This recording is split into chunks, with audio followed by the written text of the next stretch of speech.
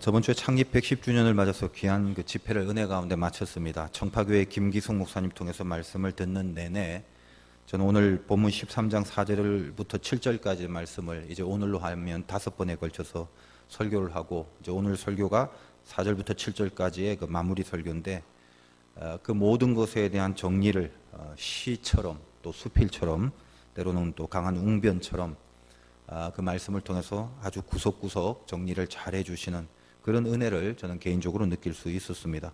바울이 고린도 교회를 향하여 지적하고 가르치는 그런 귀한 은혜처럼 또 우리에게, 우리 교회에게, 또 한국 교회를 향하여 이 바울처럼 귀한 메시지를 주셔서 참 얼마나 감사한지 모르겠습니다. 혹시 피치 못할 사정으로 꼭 참석하고 싶었는데 그렇지 못하는 분들은 교육자실에 이제 부탁을 하면 설교 녹음을 이렇게 들을 수 있도록 해 드릴 테니까 그 기회를 이용하여 주시기 바라고, 또 이제 돌아오는 다음 주는 추수감사절입니다. 1년의 열매, 그게 영적인 것이든 육적인 것이든 그 열매를 하나님 앞에 감사하고 그 열매 맺혀지는 은총을 구하는 그런 절기인데, 특별히 그런 절기에 또 이번 집회를 통해서 말씀이 아름다운 열매를 맺게 해주는 씨앗으로 우리 가운데 또 심기어지는 그런 시간이 될 수 있었다라고 생각이 되니까 또 더욱더 감사합니다. 결국은 사랑이죠. 우리 목사님 말씀도 그렇고 인간을 향한 관계고 하나님을 사랑하는 그 애정이고, 다 그것이 신자의 본질이라는 이야기였습니다. 우리 다음 주는 추수감사절인데 여러분 절기 헌금도 또 내겠죠. 항상 절기 때마다 제가 부탁드리고 싶은 것은 절기니까 걸어 나와서 헌금하는 또 다른 특별한 유형이다, 이렇게 판단을 하지 마시고 걸어 나오는 내내 그 절기에 합당한 마음 중심을 가졌으면 좋겠습니다. 이제 어떻습니까? 1년이 얼마 남지 않았는데 우리 영적인 부분에서나 현실적인 부분에서나 이제까지 살아온 것이 다 하나님 은혜 아니겠습니까? 나의 나된 것이 지금 숨을 쉴 수 있는 것까지도 전부 다 하나님이 주신 은혜라는 걸 진심으로 감사하는 그 마음으로 이렇게 헌금을 하고 나오시는 발걸음 내내 그 감사의 마음 잃지 않고 준비하시기 바라고, 그리고 이제 1년이 얼마 남았지 않았는데 반드시 아름다운 열매를 꼭 낳게 해달라는 그런 간절한 바람과 소망과 그 소원을 담고 이렇게 하나님 앞에 드려지는 그런 예배가 될 수 있기를 바라고 마음의 준비를 또 하시기 바랍니다. 1년 동안 또 필사하시느라 고생하시는 분 많습니다. 다음 주까지 마감이니까 뭐 마무리 안 되신 분은 이번 주 내내 아무튼 눈에 불을 켜고 열심히 쓰셔서 제출하시면 다음 주까지 제출된 것까지 이렇게 유효하게 정리를 해서 드리도록 하겠습니다. 필사도 노동이 아니라 내가 말씀을 필사했던 그것만큼 말씀처럼 살아내는 능력을 달라고 기도하고, 또 하나님 앞에 하나님의 말씀을 필사한 것을 이렇게 올려드릴 수 있는 그런 신앙적인 그런 또 기회로 또 다음 추수감사절 절기를 삼으시기를 부탁을 드립니다. 우리는 오늘 본문 13장 4절에서 7절까지를 저번 시간까지 4번에 걸쳐서 다루었고, 오늘 이제 5번째로 이 사랑에 대한 마지막 정리의 내용을 모든 것을 참고 모든 것을 믿고 모든 것을 바라고 모든 것을 견딘다 라는 말씀으로 살펴보고 묵상을 하기로 하겠습니다. 사실 이제 이 오늘 7절이 그 유명한 고린도전서 13장에서 어떤 내용의 비중을 차지하고 있는지 약간 그 큰 그림으로 한번 살펴볼 필요가 있습니다. 첫 번째 도입 부분에 대한 오늘의 말씀은 결론이고, 마지막 정리에 대한 징검다리의 역할을 합니다. 자, 이게 이제 무슨 말인가 하면, 고린도전서는 사랑이라는 아주 고급스러운 추상적 개념을 다루고 있습니다만 실은 이것은 굉장히 현실적인 메시지였죠. 고린도 교회의 상황을 보고 그 상황 속에서 아주 구체적으로 사도 바울이 지적과 질책과 권면을 하는 내용이다라는 것입니다. 그래서 믿음의 바른 길을 가고자 지적하는 그런 것이죠. 큰 은사들이 고린도 교회에 임했습니다. 쏟아지는 기름이 막 흘러 넘쳤는데 그 기름을 사랑의 불로 피어나게 해야 마땅한데도 불구하고 기독교의 가장 본질적인 사랑의 불로 피어나게 하지 못했습니다. 그래서 사랑이 없는 교회, 사랑이 없는 믿음, 사랑이 없는 신자, 이건 아무런 의미가 없다는 것을 현실적으로 가르쳐 주려는 이 바울의 진한 심정이 여기에 담겨져 있다는 것입니다. 그래서 이 사랑을 얘기하면서 첫 번째 도입 부분에 4번에 걸쳐서 모든이란 단어를 사용하는 그 부분을 우리는 보게 됩니다. 큰 은사를 받았지만 사랑 없이는 아무것도 아닌, 그리고 이 은사들조차 사랑 없이도 가능한 은사들이다라는 것을 소개하는 내용으로 도입 부분을 우리들에게 설명하고 있습니다. 2절 잠깐 볼까요?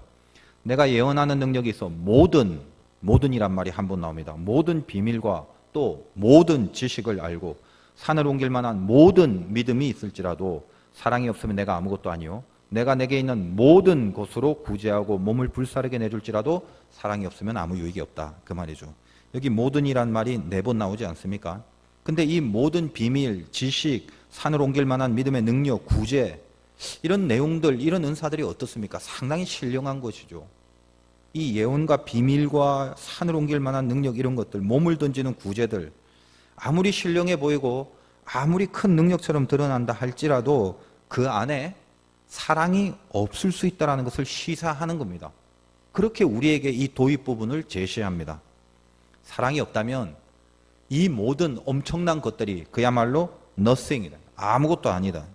모든으로 시작됐지만 결국은 아무것도 아니다로 가게 될 수 있다는 거예요. 뭐가 없으면? 사랑이 없으면.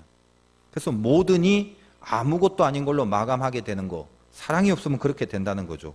그러면 이제 거꾸로 이 도입 부분에 대한 결론이 7절 중간에서 어떻게 매듭짓고 있습니까? 그렇다면 그 모든 것에 사랑이 있으면 어찌 되는 거냐 이 말이에요. 사랑이 있는 그 모든 것은 어찌 해야 되는 건데 이 말입니다. 사랑이 있는 모든 것은 결국 무엇이야 되느냐라는 내용을 오늘 어떤 것입니까? 모든 비밀, 모든 지식, 모든 능력, 모든 구제 이 모든 내게는 사랑 없어도 가능하지만 오늘 본문인 7절 모든 것을 참고 모든 것을 믿고 모든 것을 바라고 모든 것을 견디는 것 이 참고 믿고 바라고 견디는 이 모든 4가지의 모든은 앞에 도입 부분의 4가지의 모든과 달리 사랑이 있어야만 가능한 신앙의 내용이다라는 것을 이 도입 부분의 4번의 모든과 상관하여 이 모든 참고 믿고 바라고 견디는 것이 사랑으로 가능한 것이다라는 결론으로 연결이 되고 있다는 것입니다. 그래서 우리가 그 큰 그림을 좀 염두에 두고 더군다나 이 7절에 모든 것을 참고 믿고 바라고 견디는 것은 고린도전서 13장의 제일 마지막 결론인 우리가 너무나도 알고 있는 유명한 13절에 그런즉 믿음, 소망, 사랑 3가지는 항상 있을 것인데 그 중에 제일은 사랑이라는 이 결론적인 부분으로 가는 징검다리의 역할을 하게 됩니다. 어떤 말이냐면 신앙의 핵심은 3가지 아닙니까? 우리가 익히 알고 있던 믿음, 소망, 사랑입니다. 그 중에 제일은 사랑이라. 이 명사 믿음, 소망, 사랑이라는 명사로 결론을 내고 있는데 그 명사형 결론이 내려지기까지 중간 연결점에서 참는다, 믿는다, 바란다, 견딘다라는 동사의 표현을 갖고 이 마지막 명사의 연결로 이렇게 옮겨지는 징검다리 역할을 하는 것이 오늘의 7절입니다. 조금 더 구체적으로 말하면 믿음, 소망, 사랑에 해당하는 것이 오늘 7절의 말씀을 보면 그 믿음에 해당하는 것이 모든 것을 참으며 모든 것을 믿으며 이 세트고 소망에 해당하는 것이 모든 것을 바라며란 말이고 사랑에 해당하는 것이 모든 것을 견디느니라 이렇게 연결이 되게 되어 있습니다. 그래서 오늘은 그런 커다란 그림을 좀 갖고 우리가 이 말씀을 다시 한번 보기 바라고 더군다나 사실 이 말씀은 아주 많은 내용들을 포함하고 있습니다만 특별히 하나님과의 관계 속에서 사랑뿐만 아니라 교회 안에서 내가 알고 있는 사람의 관계 속에서 필요한 말씀으로 지적되고 있는 내용이니만큼 오늘 이 말씀을 조금 더 구체적으로 우리가 이 땅을 살아가면서 사람 관계, 인간과의 관계 그런 관계 속에서 어떻게 내 삶 속에 적용시켜야 되는가에 조금 더 초점을 강조하여 그렇게 좀 살펴봤으면 좋겠다라는 바람이 있습니다. 지금 이 13장의 결론으로 제시되고 있는 믿음, 소망, 사랑이란 단어는 신앙의 핵심 3요소인데 사실 이거는 구원의 전체 과정을 단계별로 설명한 그런 단어다라고 봐도 틀리지 않습니다.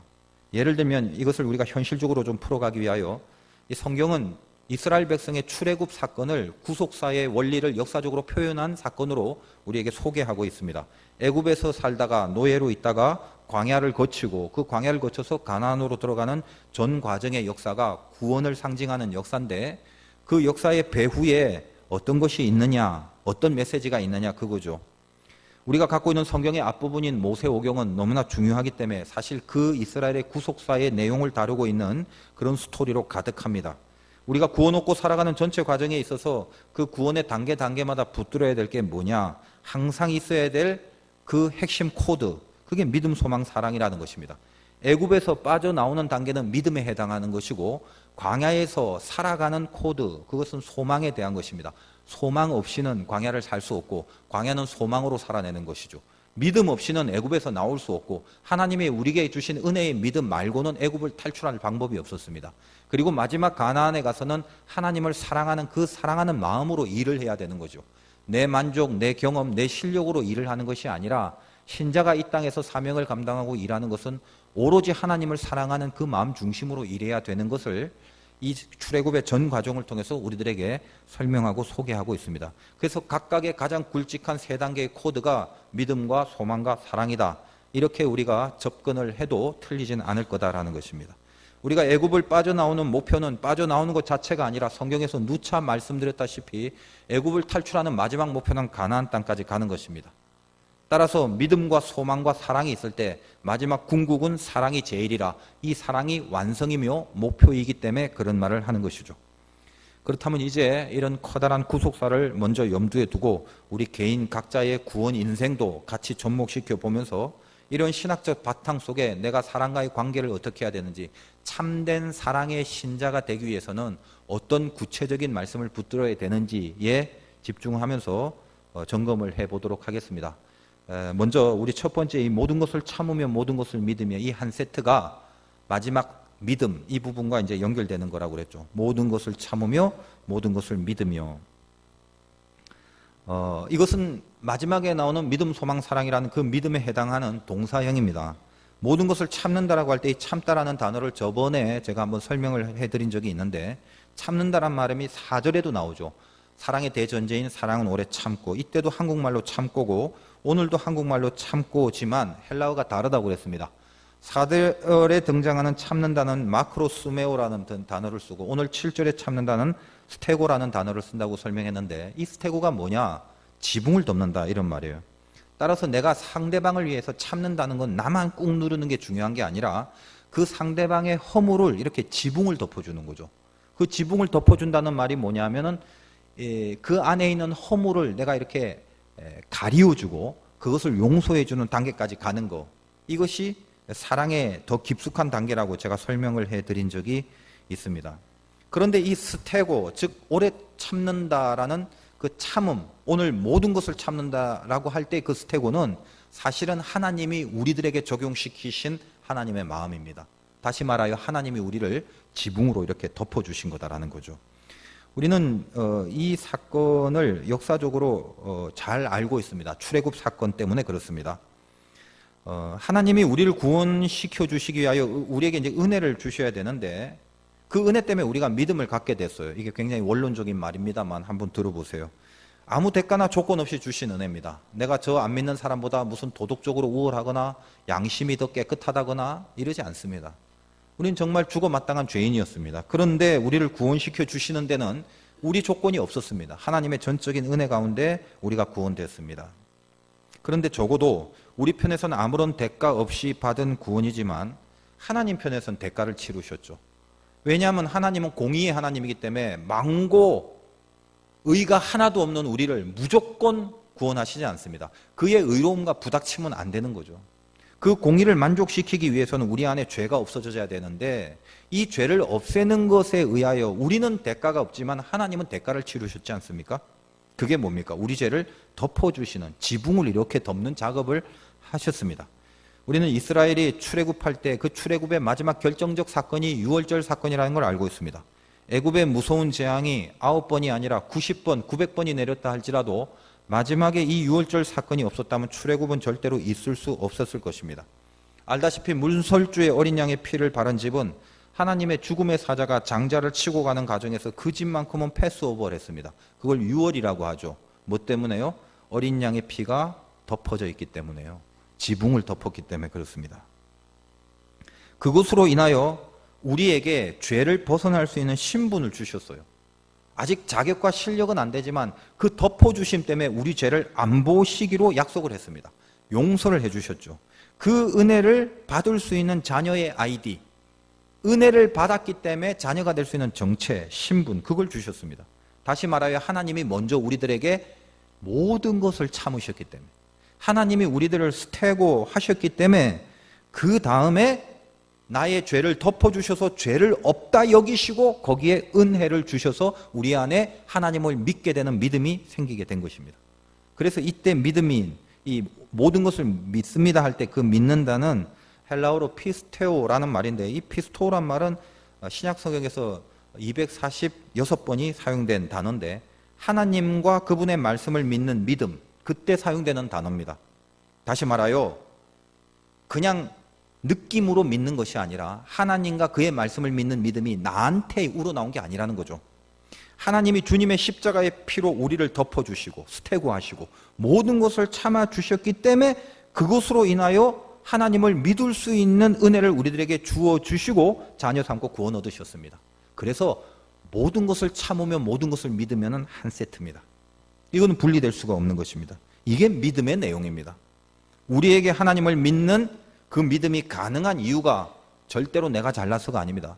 어디서 교육을 잘 받아서도 아니고 내가 저 세상에 안 믿는 사람보다 뭔가 더 우월한 점이 있어서가 결코 아닙니다.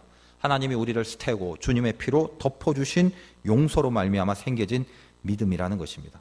그것이 오늘 이 본문의 모든 것을 참으며 모든 것을 믿으며 라는 내용의 신학적인 개괄이며 13장 끝에 항상 있어야 할 것 중에 첫 번째인 믿음에 해당하는 동사적 내용입니다.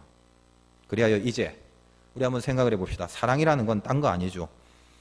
그냥 감정적으로 기분이 좋아지거나 애정이 생겨서 인간끼리 서로 흔히 말하는 사랑하는 그런 사랑이 아니라 하나님이 우리에게 요구하시는 그 사랑은 하나님과 나와의 관계가 사람과의 관계로 이렇게 전이되고 바뀌어지는 사랑입니다. 우리 기독교의 최고의 이야기는 하나님 사랑하고 이웃 사랑인데, 이웃 사랑하고 하나님 사랑하는 게 아니라 하나님 사랑하고 이웃 사랑하는 거죠. 왜 그렇습니까? 하나님과의 사랑의 관계가 맺어지지 않으면 우리는 절대로 이웃을 사랑할 수 있는 종자들이 아닙니다. 내가 이웃을 사랑하는 것이 도덕적 사랑과 윤리적 사랑이 아니라 영적 사랑이란 말이에요. 하나님이 나를 사랑하는 관계 속에 서야, 그래야 내가 사람을 사랑할 수 있는 사람이 되는 것입니다. 그러므로 다시 사랑이라는 것은 하나님과의 관계가 사람 사이의 관계로 전이되는 거라고 그랬습니다. 이제 어떤 이 신학적인 이론 지금 복잡하게 말하는 게 아니라 조금 구체적으로 사람과의 관계 속에서 내가 모든 것을 참고 모든 것을 믿는다는 게 뭔가 한번 생각해 보자는 거예요. 살다 보면 아니다 싶은 사람이 생기게 됩니다. 근데 이 아니다 싶은 사람은 안 보면 되는데 이게 구조적으로 안 볼 수가 없어요. 살다 보면. 예를 들면 그 아니다 싶은 사람이 가족이라고 칩시다. 남편이나 아내나 부모나 자매나 형제나 자식이라고 칩시다. 어떻게 안 봐요? 더군다나 매번 하나님 앞에 신앙생활을 같이 하는 교우들 안에서 교우들끼리라도 아니다 싶은 사람이 있을 수 있죠. 참 힘듭니다. 그래서 사람이 그래요. 혼자 하는 게 제일 편하죠. 혼자 하면 딱인데 뭘 같이 해야 되고 같이 의견을 모아야 되고 서로 부대끼면서. 세상의 공동체는 목표가 뚜렷합니다. 돈 하나예요. 그래서 경제성이 있으면 하나가 되고 경제성이 없으면 과감히 잘라내면 되죠. 교회 공동체는 그렇지 않습니다. 하나님이 요구하시는 사랑의 공동체고 그 영광을 선포해야 되는 아주 중요한 가치를 부여받고 있는 공동체이기 때문에 서로 부대끼도록 세팅된 게 교회론입니다. 그래서 주님이 머리이고 우리는 모두 다 지체고 하나의 유기체입니다. 이 팔이 아프면 온몸이 아픈 거지.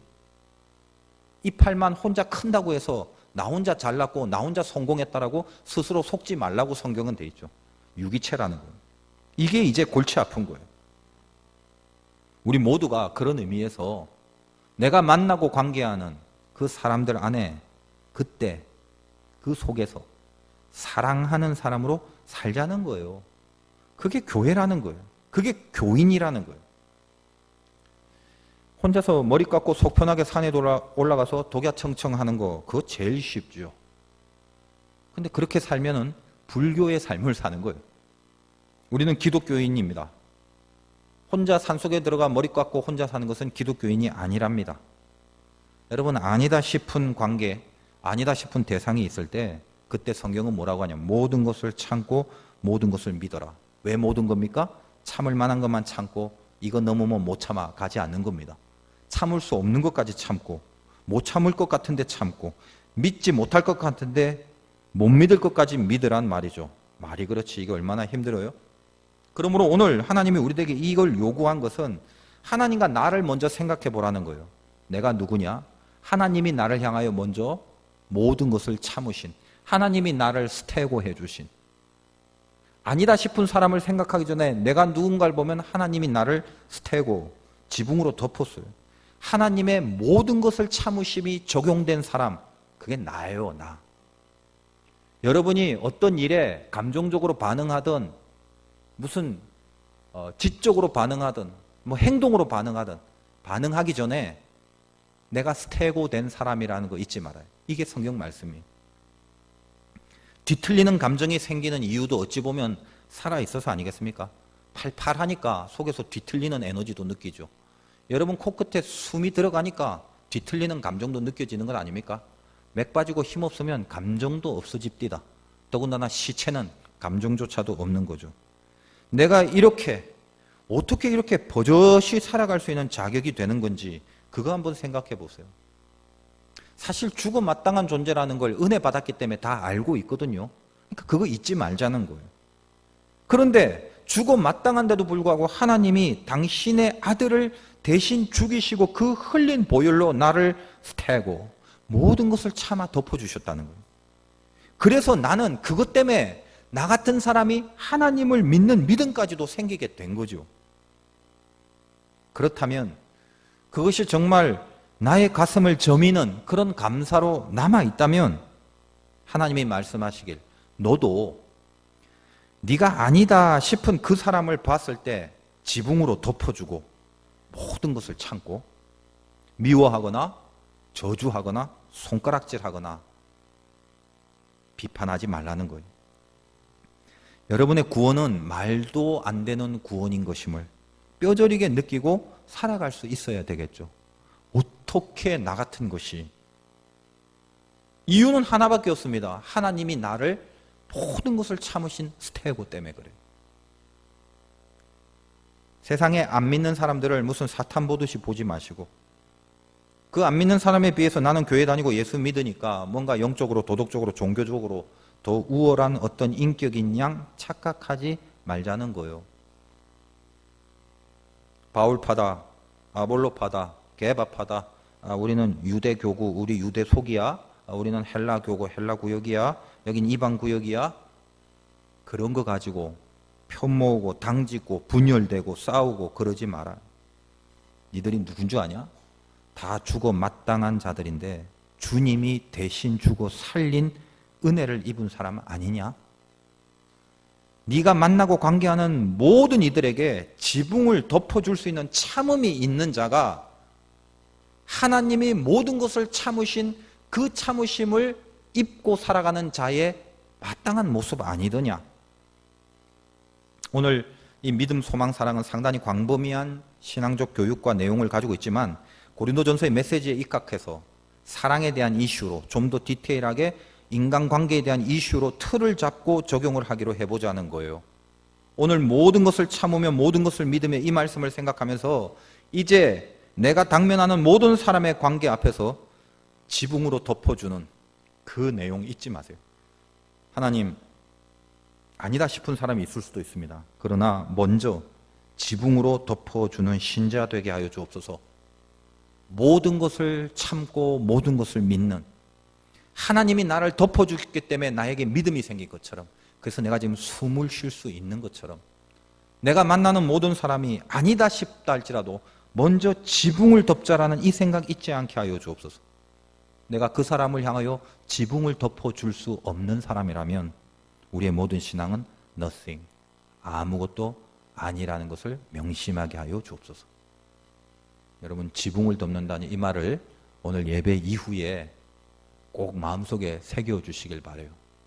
그리고 나서 두 번째 내용은 믿음, 소망, 사랑 중에 소망으로 갑니다. 그래서 소망에 대한 동사형이 오늘 7절 말씀에는 모든 것을 바라며 이렇게 소개되고 있습니다. 우리 안에 정말 하나님을 사랑하는 사랑이 있다면 모든 것을 바라는 것인데, 이것이 이스라엘의 역사 속에서는 어떤 현실로 가장 적나라하게 드러난 단계냐? 광야죠. 이 광야는 혹독한 현실입니다. 근데 그 상황 가운데서도 소망을 잃지 않는 모습을 말하죠. 근데 이 소망은 말씀을 통해서 얻어지는 소망 혹은 기도를 통해서 보여지는 소망, 그 소망이지 말씀과 기도 없이는 절대로 확보될 수 없는 소망입니다. 다시 말하여 광야 속에 있을 때는요, 광야만 바라보고서는 절대로 생길 수 없는 소망입니다. 말씀과 기도를 통해서 얻어지는 소망 없이는 절대로 우리가 만나는 인생의 광야를 통과할 수가 없습니다. 이스라엘 백성들이 가데스 바네아에서 소망을 잃어버렸어요. 왜냐하면 현실만 봤어요. 기도와 말씀을 통해서 약속의 땅을 보는 소망이 없어져 버렸어요. 이 소망을 잃어버리자 소망 잃어버리는 모습으로 전락하자 열흘이면 갈 수 있는 그 길을 40년 동안 뺑뺑이를 돌게 됩니다. 그 소망이 생길 때까지 연단을 받는 거죠. 하나님이 우리를 참아주고 그래서 믿음을 주셨다면 그 다음 단계는 뭐냐 하면 그 참아주신 것 때문에 확보된 믿음, 그 구원된 자녀의 신분으로 자녀답게 모든 것을 바라며 살아가는 소망의 인생이 되어야 된다는 것입니다. 어디에서요? 혹독한 광야에서. 그래서 항상 있어야 될 것들 중에 두 번째가 소망이고, 이 소망이야말로 광야를 통과하는 코드입니다. 여기 이 소망이라는 것은 일반적인 소망과 또 역시 다릅니다. 헬라어로 LPJ, 이 바란다라는 말은 믿음 때문에 기대한다. 원래 뜻이 그거예요. 우리가 기대는 언제 생기냐면 현실을 가늠해보고 현실을 견정을 내보니까 승산이 있을 때 기대를 하잖아요. 어디서 1억이 생겼어요. 아, 이 정도면 어디서 장사 한번 할 수 있겠다는 기대가 생기죠. 그때 이 기대를 오늘 말씀의 LPJ, 소망이라고 안 합니다. 성경이 말하는 소망은 견적이 안 나오는 소망이에요. 승산이 있어 보여서 기대되는 소망이 아니라 오직 믿음 그것을 근거로 생겨지는 기대, 그게 LPJ예요. 성경이 말하는 이 광야 코드인 소망, 그래서 이 소망은 적어도 눈에 보여지는 안도감이나 편안함이 없습니다. 분명히 안에 소망이 있는데 이건 믿음으로 생겨진 기대이기 때문에 내 눈으로 편안하거나 안도할 수 있는 조건이 보이지 않습니다. 죽을 것 같은 곳이에요, 광야는. 약속이라는 게 내 눈으로 절대로 보이지 않는 곳이라고요. 그런데도 불구하고 끝까지 뭔가 나를 지킬 수 있는 힘으로 하나님이 주시는 거죠. 이겨내서 축하해서 파티를 하는 열매가 아닙니다. 이 소망, 모든 것을 바란다 할 때 이 바람이란 단어는요, 뭐냐? 아직은 여전히 참고 있을 수밖에 없는 단계, 그겁니다. 그래서 간신히라는 표현을 쓸 수밖에 없어요. 간신이에요. 그냥 속에서 스스로 자폭하지 않을 정도의 참아냄으로만 지탱하고 있는 모습, 이것도 대단한 거죠. 광야는 이 참아내고 견디는 것 자체를 하나님은 승리로 여기시고 영광으로 받으시는 곳이에요. 이걸 해내라는 겁니다. 그게 오늘 말씀 본문의 소망의 원래의 뜻이에요. 그러므로 광야는요, 복이라는 게 별로 없어요. 우리가 알고 있는 일상의 복. 광야에서 유일하고 떨어지지 않고 가장 강력한 복은 뭐냐? 말씀입니다. 이 광야라는 뜻은 미드바르라고 여러 번 말씀드렸죠. 이 미드바르가 다바르, 즉 말씀이라는 언어를 갖고 있어요. 광야는 그냥 말씀 덩어리예요. 그것이 역사적 현실 속에서는 불기둥과 구름기둥으로 표현이 됩니다. 가나안이란 약속의 땅이 보이기 때문에 아싸 조금만 가면 된다라고 소망을 가지지 않습니다. 불기둥과 구름기둥밖에 안 보여요. 내 발걸음을 지킬 수 있는 유일한 기준과 근거는 그거밖에 없습니다. 구름은 서늘한 지성인 말씀을 의미하는 것이고 불은 뜨거운 기도를 의미하는 거죠. 그래서 둘은 늘 같이, 불기둥과 구름기둥이 두 개가 있는 게 아니고요, 한 곳에서 구름 안에 불이 보이는 그겁니다. 때로는 낮과 밤에 따라 시대와 상황과 역사와 현실 속에 따라 기도와 말씀이 번갈아 그들의 지표가 됐습니다. 그리하여 시편에는 하나님의 말씀을 어떻게 정의 내리냐면, 이것이 참 저에겐 감명이 깊은데, 하나님의 말씀이 내 발의 등이라. 여러분이 혹시 등불 갖고 있으면 어디 먼 데부터 비치려고 공중으로 들지 않습니까? 근데 하나님의 말씀이 등인데 무슨 등이냐면 내 발의 등이래요. 이게 무슨 말이죠? 말씀이 발에 있는 거예요. 무슨 말입니까? 발만 보는 거예요. 저 멀리 비춰보니까 가나안이 족이 있네, 다 왔잖아, 이제 조금만 더 가면, 며칠만 더 가면 돼 하고 이렇게 견적 나오고 계획 세우고 대책이 다 나옵니다. 궁리한 대로 뭐가 세팅이 돼요. 그게 아니에요. 보이지 않습니다. 뭐만 보냐? 발만 보는 거예요. 내가 말씀만 본다는 건 가나안이 보여서 가는 게 아니라 말씀이 발밖에 없어요. 그래서 하루하루 그 말씀만 그냥 보는 거예요. 성경에 말하면 이런 심정이 하나님 나라의 심정과 비슷합니다. 땅에 심기어진 겨자씨와 같은 거죠. 겨자씨는 땅에 심기어졌기 때문에 그 조그만 씨가 아예 땅에 감춰졌기 때문에 씨조차 보이지 않습니다. 땅은 이 겨자씨를 꽉 품고 있어요. 그냥 삼켜 있어요. 품고만 있으니까 이게 뭐 속이 터지죠. 답답하죠. 소화불량 시켜갖고 여기 뭐 이상하게 들어가서 막 뱉어내고 싶고 막 토가 나오고 그럴 것 같죠. 근데 이거를 그냥 뱉지 않습니다. 확 뱉어버리고 싶은데 아무런 열매와 아무런 소득이 지금 내 앞에 나타나지 않아서 이게 아무것도 아닌 것 같아서 획 하고 뱉어버리고 싶은데 그렇게 가지 않습니다. 그냥 이렇게 품고만 있어요. 안에서 자폭하지 않습니다. 안에서 터지지 않습니다. 그냥 꼭 품고 있어요. 그런데 어느덧 내가 꼭 품고 있을 뿐인데 그냥 견디기만 했을 뿐인데 어느덧 나도 모르게 싹이 나고 줄기가 나고 가지가 뻗어서 공중에 새가 깃듭니다. 여러분이 내 발의 등, 그 발만 보고 갔을 뿐인데 어느 날 고개를 쳐다보니까 가나안의 필드가 펼쳐지는 거예요. 그게 인생입니다. 내 힘으로 온 게 아닌 걸 그때 알게 되는 거예요. 내가 하루하루를 주의 말씀 속에 지킴을 유지하고 견디고 있었을 뿐인데 어느 날 하나님께서 허락하신 약속을 주는 곳과 만나게 돼요. 그래서 어떻게 해요? 전적으로 이것이 하나님의 영광과 은혜임을 겸허하게 고백하고 하나님을 찬양하게 되는 것입니다. 내 교만과 내 자랑이 없는 거예요. 여러분, 사람 사이에 이제 그 사람에 대한 소망을 한번 가져보십시오. 쟤는 견적 내봐도 싹수가 노랗다. 그렇게 가시면 안 돼요. 하나님을 보셔야 돼. 그 얼굴을 보지 말고 그 사람의 얼굴, 그 사람 얼굴 뒤에 하나님이 계세요. 거기까지 봐야 돼요. 그래야 그 사람에 대한 소망이 지켜질 수 있습니다. 저 매주 설교하면서요, 사실은 큰 거 안 바라요.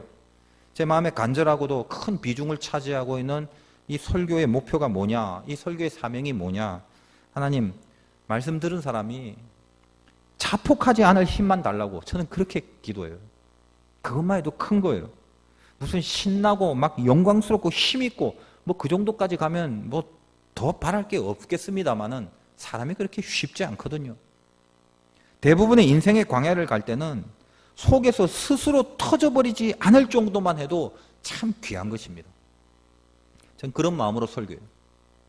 오늘도 여기서 확 그냥 죽어버리면 좋겠다라고 생각하고 앉아 계시는 분 없지 않을 수 있습니다. 다 끝내버리고 싶고 다 때려치우고 싶은 마음으로 넉넉고 널브러져 있는 그런 인생이 없지 않을 수 있습니다. 인생의 광야가 있는 거죠. 그래서 함부로 말하면 안 돼요. 그 길 가는 사람 간신히 가는 거예요.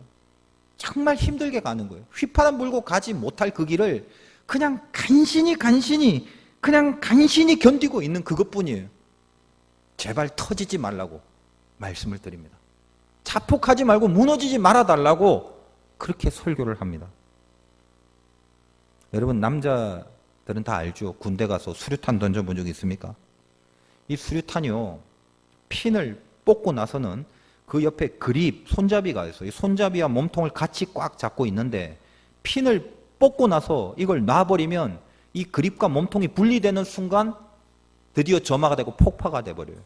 그래서요, 핀이 있을 때는 괜찮은데 손에 딱 잡고 그립과 몸통을 같이 잡고 핀을 딱 뽑는 순간 손이 둘둘둘 떨리기 시작합니다. 왜요? 놓으면 끝이에요. 그때 핀 뽑고 놓쳐버리면 터져버리는 거예요. 그래서 훈련을 받을 때 수류탄 던지는 투척장 훈련은 긴장이 참합니다.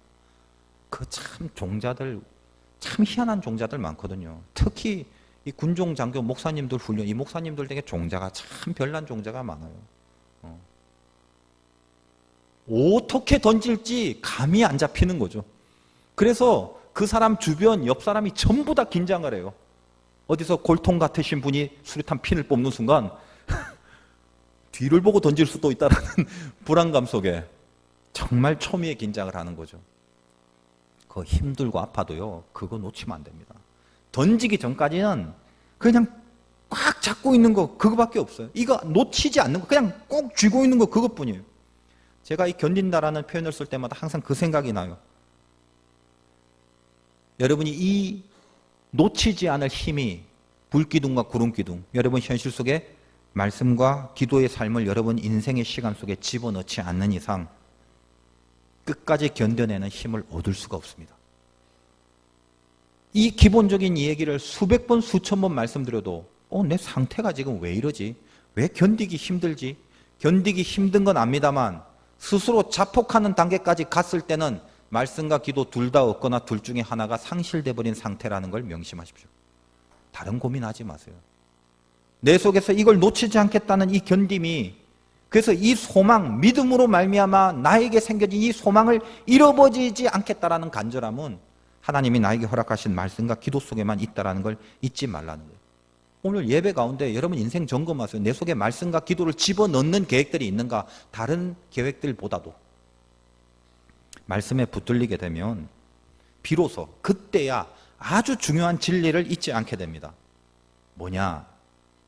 지금 내가 가는 길이 내가 가야만 할 길이라는 거, 그걸 알게 돼요. 여러분, 이게 얼마나 중요한 진리인지 아십니까? 지금 내가 가는 길 마음에 안 들 수 있죠. 삭막한 사막과 광야와 같을 때가 있어요. 끝도 안 보이고 소망도 안 보이는 현실일 수가 있어요. 근데 말씀에 붙들리면요, 지금 내가 가는 길이 내가 가야만 할 길이라는 걸 아는 겁니다. 아우, 딴 길 많아. 저기도 있고 저기도 있는데 좋은 길 많은데 내가 재수 없어서 내가 이 길로 들어선 거야. 이게 아니라는 걸 알게 됩니다. 내가 반드시 가야 할 길이라는 건 어떤 거예요? 지금 가장 잘 가고 있는 길이죠. 반드시 가야 할 길이라는 건 가장 잘 가는 길이에요. 더 좋은 길이 없는 거라는 겁니다. 여러분, 광야 살아가는 동안 불평하고 원망하는 사람들이 많았는데 불평과 원망을 안 하는 사람들도 있었어요. 똑같은 길을 갔는데 불평과 원망을 안 하는 사람의 공통점이 무엇이었습니까? 지금 내가 걸어가는 길이 약속을 향하여 가는 유일한 길이라는 거, 유일하다는 것은 반드시 가야 되는 그 길이라는 거, 반드시 가야 되는 그 길이라는 건 가장 좋은 길이라는 거, 그걸 믿고 가는 사람들이었다는 거예요. 왜 같은 길을 가면서 그 길을 바라보는 안목이 다를까요? 약속의 말씀에 붙들려 있기 때문에 진짜를 보는 거죠. 그걸 오늘 말씀에 소망이라고 합니다. 현실적으로 좋은 길처럼 보여서 생기는 소망이 아니라, 견적 내보니까 너무 좋아서 생기는 소망이 아니라 믿음에 의하여 생겨진 소망이라는 거예요. 그게 모든 것을 바라며, 이 말입니다. 여러분, 살다가 아우 틀렸어, 제발 이렇게 생각하지 마세요. 하나님이 싫어하는 게 당신 자녀들 절망하고 원망하고 후회하고 사는 거예요. 여러분의 생각을 지금 그 자리 그 현실에서 하지 말고요, 약속을 통해서 저 미래로 가서 그 약속이라는 미래에 서서 다시 지금을 한번 들여다보세요. 무슨 말이냐면, 제가 몇 번 이렇게 소개한 또 예화이기도 한데, 세계무역센터 총재인 이희돈 장로님은 원래 우리 감리교 장로님이셨죠. 상동교회 장로님이신 걸로 제가 알고 있습니다. 지금은 아마 미국 계실 건데, 하필 그날 1년에 한 번 여는 이사회에 가야 되는데 공항에서 출발할 때 늘 마시던 커피숍에 줄이 있어서 왜 이렇게 줄이 기나, 그래서 그냥 그 옆에 어떻게 가다가 평소에 안 먹는 이상한 딸기 주스를 하나 마신 거죠. 그리고 뉴욕으로 비행기를 타고 갔는데 평소에 기도하시는 분이라 창문으로 세계무역센터를 바라보면서 손을 대고 기도를 합니다. 오늘 이사회 잘 하게 해달라고. 그리고 뉴욕에 내려서 맨하탄을 거쳐 가야 되는데 갑자기 배탈이 난 거죠. 화장실에 가서 큰일 났지 않습니까? 이 중요한 회의에 배탈이 나서 늦어버릴 수 있으니까 손을 얹고 배에 대고 아무리 기도를 해도 낫지를 않더래요. 그래서 화장실에서 배탈이 나서 어쩔 수 없이 많은 시간을 보냈는데, 이게 얼마나 이해가 안 됐는지, 하나님 도대체 내가 왜 여기서 이렇게 배탈이 나야 되냐. 하루를 15분 단위로 돌아가는 바쁜 인생을 사십니다. 하루는 미국, 하루는 일본, 하루는 중국. 그러니까 시차도 없죠. 일어나는 그 시간이 첫 시간이니까 그 바쁜 와중에 15분 단위로 움직이시는 그분이 1시간 이상 꼭 기도를 합니다. 여러분, 얼마나 기도를 하고 사세요? 뭐 믿고 기도를 안 하고 사시는지 모르겠어요. 그런데 나중을 염두에 두고 한번 생각을 해보세요. 그 배탈이 나서 연락을 하고 늦어졌다라고 연락을 하고 허겁지겁 그 길을 가는데 그 무역센터의 84층이 회의하는 장소예요. 정확하게 비행기가 84층을 때려 박는 현장을 목격을 합니다. 배탈이 안 났다면 그 자리에 있었을 것이고 거기서 죽는 거죠. 그때는 참 안타까웠고 하나님 왜 이러냐라고 했지만, 그 시점에서 보지 않고 그분을 향하신 하나님의 약속의 미래에, 즉 약속에 붙들려 지금을 본다면 이 지금은 절망할 일이나 후회할 일이나 아플 일이 없다라는 말이죠. 저도 몇 번 말씀드렸지만 개인적으로 큰 경험했습니다. 1995년 6월 29일 잊지 못할 그날 삼풍백화점에서 친구를 만나 저녁을 먹기로 했죠. 갑자기 친구가 약속을 취소하는데 화가 나도 그 당시에는 저는 교회 일이 아니라 이 세상 일로 좀 바빴습니다. 돈을 좀 벌어야 될 일이 있었기 때문에 시간 자체가 거의 엄청나게 중요했던 시간인데 어떻게 시간을 억지로 냈어요. 근데 갑자기 시간이 다가서 친구가 약속을 취소했는데 화가 나더라고요. 나중에 물어봤어요. 왜 도대체 못 나왔냐?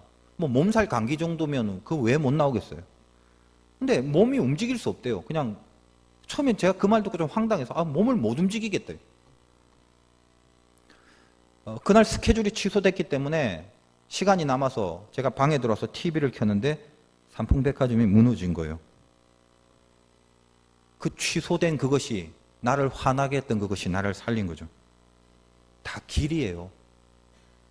그때 그게 나에겐 길이었어요. 여러분 후회하지 말라고요. 요즘 제가 이제 아시다시피 몸이 좀 안 좋으니까 속도 그렇고 마음도 이제 별로 안 좋아요. 그러니까 일단 기력이 좀 너무 없고 조금만 뭘 움직여도 막 급격히 확 이제 다운이 돼 버리는 거죠. 그래서 내가 이 말씀 드릴까 말까 하다가 제가 여러분을 믿고 드립니다만 다음 주 특별 새벽 기도에 제가 안 보일 수도 있습니다. 우리 장로님들이 또 기도해 주셔서 저를 또 배려해 주시고 저도 가만히 생각하니까 지금은 좀 제 몸을 챙기는 게 맞다라는 생각이 듭니다. 옳다구나 싶어서 쉬시지 마시고 저를 위해서도 또 기도해 주셔서 더 많이 좀 나와 주셨으면 좋겠습니다. 아무튼 근데 요즘 제가 그런 마음으로 다시 좀 생각을 하니까 1년, 2년 지난 저 미래의 나를 향한 약속을 붙잡고 지금을 한번 보는 거예요. 제 지방간 수치가 굉장히 높았다고 하지 않습니까? 요즘 그 간에 대해서 많이 제가 좀 조사를 하는데 이 간이 침묵의 장기라고 그러죠. 안 드러난다는 거예요. 근데 만약에 제가 이번에 간염으로 나타나서 병원에 입원하고 조사하고 치료해서 지금 나의 상태를 안 거거든요. 제 라이프 스타일상 건강검진 전혀 안 할 것이고 만약에 제가 간염으로 이번에 입원하고 치료받지 않았다면 아마 시간이 조금 지나서 1년이나 2년이 지났을 때 전혀 손을 쓸 수 없는 모습이 돼서 발견될 수도 있었던 것이라는 생각을 하게 됩니다. 그러니까 지금 제가 아픈 거는 하나님이 너 지금 여기서 스톱하고 조절해야 된다라고 나에게 주신 내가 가야 되는 반드시 거쳐야 될 가장 좋은 길 맞는 거죠. 아픔 중에도 소망이 있지 않습니까? 여러분도 마찬가지라는 거예요. 여러분 오늘 예배 중에 기억하고 가시기 바라요. 여러분 다 하나님 살아계시는 거 믿잖아요. 하나님이 살아계시는 한 지금 내가 걸어가는 이 길은 소망뿐입니다. 잊지 마세요. 소망을 절망으로 오해하는 어리석은 인생 살지 마시기 바랍니다. 사랑은 모든 것을 바라며. 마지막으로 믿음, 소망, 사랑 중에 제일은 사랑이라 마지막 사랑에 해당하는 것이 오늘 본문 마지막에 모든 것을 견딘답니다. 이 견딘다는 단어는 전에 한번 설명했지만 참는다는 말과 한국말이 비슷하지만 원어가 분명히 차이가 있습니다. 휘포메오라는 단어인데 이 휘포메오는 영어로 보면 understay, 다시 말하면 밑에서 머무른다 이 말입니다. 그래서 우리가 영어에서 이해하다가 understand, 그것도 밑에서 있기 때문에 이해한다는 그 말이죠. 이 비슷한 건데 그 사람에 대하여 견디는 사랑은 뭐냐 하면요, 그 사람의 입장의 밑바닥에 있어서 그 사람을 받들어 섬기는 걸 말합니다. 거기까지를 의미하는 거예요. 이스라엘 역사로 보면 가나안 땅에 들어가게 되면 그때부터는 만사태평인 줄 알았을 거예요. 족과 꿀이 흐르고 약속의 땅이기 때문에 그냥 들어놓아서 등 따시고 배부르고 뒹굴뒹굴해도 마음껏 모든 게 쏟아주는 완전한 태평성된 줄 알았어요. 근데 실제로 그렇지 않죠. 진짜배기 전투, 애굽이나 광야에서는 없었던 진짜 전투는 가나안 땅에 있었습니다.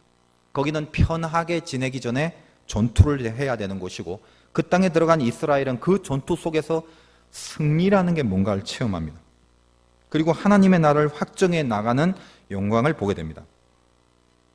사랑이라는 건 우리로 하여금 일하게 하는 거예요. 여러분이 어떤 직장에서 무슨 일을 하든 그게 세상 일이든 교회 일이든 어떤 거든지 간에 예수 안에 있는 사람들에게 일이라는 건 온 전신에 하나님 사랑하는 마음으로 하게끔 되어 있습니다. 그렇게 요구받습니다. 그래서 우리는 살아있는 것 자체가 사명이란 말이에요. 어디 내가 마음에 드는 데 가서, 내가 원하는 곳에 가서 내 만족을 이루는 것이 일이 아니라 나에게 주어진 길, 하나님께서 나를 끌고 간 그 필드가 있는데 그것이 내 마음에 들든 안 들든 간에 그게 나에게 일할 곳입니다. 그 자리에 understay, 밑바닥에 가서 그 일을 섬기는 거예요. 만나는 사람도 마찬가지입니다. 지금 만나는 사람, 나에게 가치가 있냐 없냐, 이득이 되냐 안 되냐 이런 걸 따지는 게 우리의 인간관이 아닙니다. 우리 사랑의 궁극이 뭐예요? 그 사람이 나에게 주어졌다면 하나님이 주신 사람이기 때문에 의미를 두어야 되는 거죠. 지금 내가 던져진 자리, 내가 지금 만나는 그 자리, 그 사람과 그 일의 제일 밑바닥에 가서 휘포매어 견디어내는 겁니다. 다른 데, 좋은 데 찾아가는 게 아니라 주어진 곳에서, 일단 던져진 곳에서 하나님을 사랑하는 그 사랑의 마음을 갖고 받들어 섬기고 그 일과 그 사람에 대한 하나님의 종으로서의 일을 감당하는 거란 말이죠. 이게 초등학교 때 도덕, 윤리, 바른생활 이런 데 안 나와 있습니다.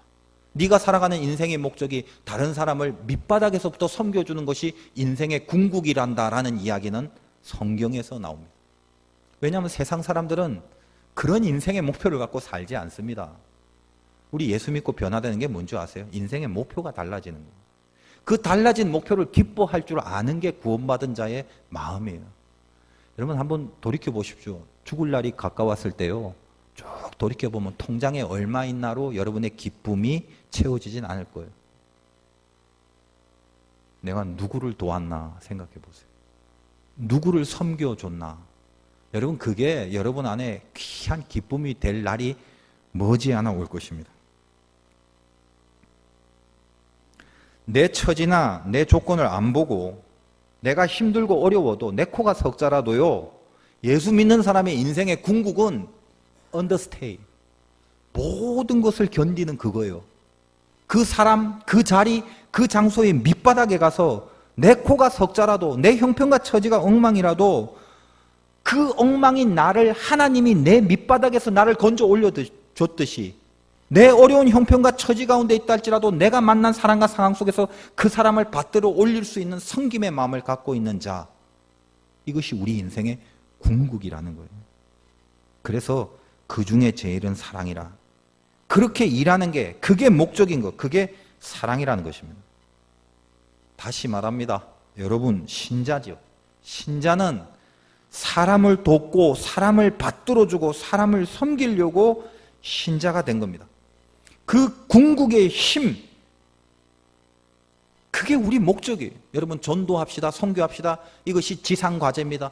전도, 선교가 그게 다 뭐예요? 예수 믿고 천당 가세요, 뭐 안 믿으면 지옥 갑니다 하고 삿대질하고 교훈하고 가르치려고 돌아다니는 게 전도인가요? 절대. 전도와 선교의 핵심이 뭐예요? 그 사람 밑바닥에 가서 그 사람을 받들어 섬기는 거죠. 그래서 그 사람이 세상에나 하면서 나를 통하여 하나님을 보게 하는 거예요.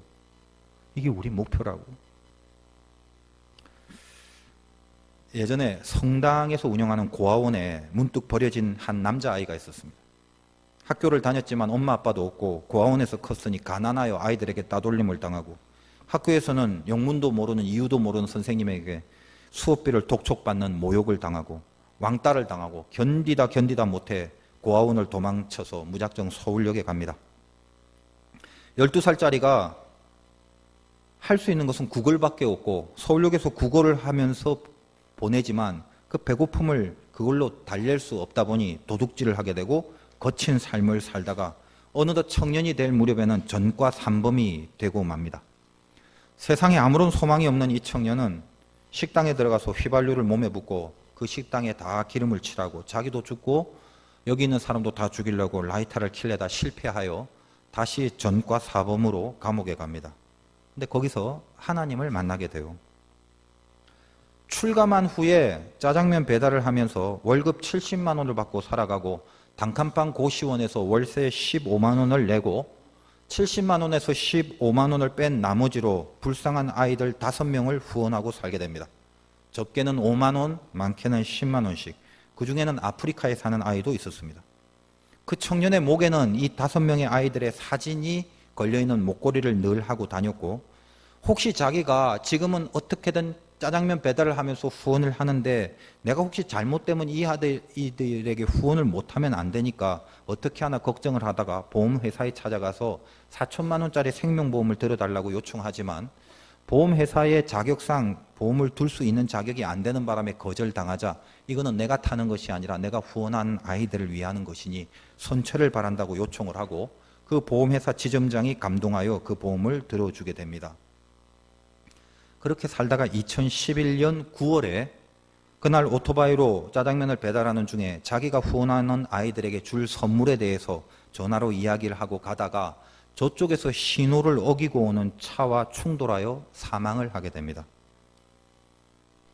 이분이 김우수 씨, 철가방이라고 이름 나 있는 이전에 매스컴에 소개된 사람이었고, 감동적인 스토리라 영화로도 소개되었습니다.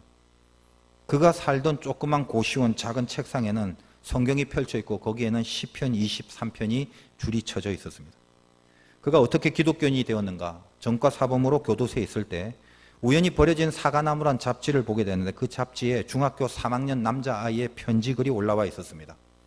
그 중학교 3학년 남자아이는 부모 없이 여동생 2명을 데리고 사는데, 그때 작은 여동생 7살짜리 지연이라는 애가 초등학교 입학해야 되는데, 이 애는 병으로 등이 굽었고 오빠가 이 동생에게 가방을 하나 꼭 사주고 싶은데 사줄 수가 없다는, 그래서 꼭 가방을 하나 사주고 싶다는 편지였습니다. 그래서 김우수 씨가 그걸 보고 교도소에서 일하여서 번 돈 35만 원 중에 이 지연이한테 가방을 사주라고 11만 원을 보내주고 싶다 하여 독촉하여 재단을 통해 붙이게 됩니다. 2주가 지난 후 이 김우수 씨에게 이 중학교 오빠가 편지를 보내왔어요.